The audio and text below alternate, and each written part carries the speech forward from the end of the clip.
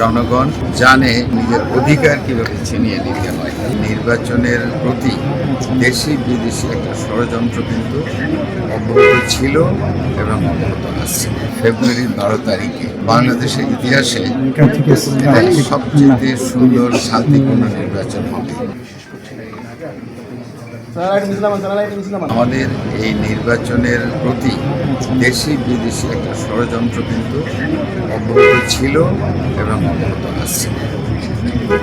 তবে বাংলাদেশের জনগণ জানে যুদ্ধ কীভাবে করতে হয় এবং নিজের অধিকার কীভাবে ছিনিয়ে নিতে হয়, এবং এই নির্বাচনের মাধ্যমেই আরেকবার এদেশের 20 কোটি মানুষ প্রমাণ করবে যে কীভাবে তাদের অধিকার তারা ছিনিয়ে নেবে।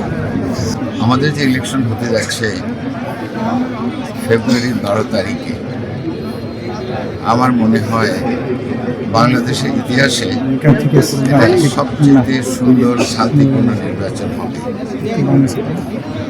এবং আমাদের নেতা জনাব তারেক রহমান, উনি 18 বছর পর বিদেশ থেকে এসে উনি এই ইলেকশনের গতির মাত্রা আরও বাড়িয়ে দিয়েছেন।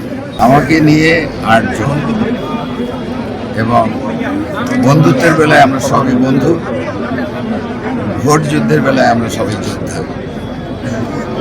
আমরা কাউকে হেয় করব না, কাউকেও ছোট করে দেখব না, কাউকে আননেসারি ছাড়ও দেবো না।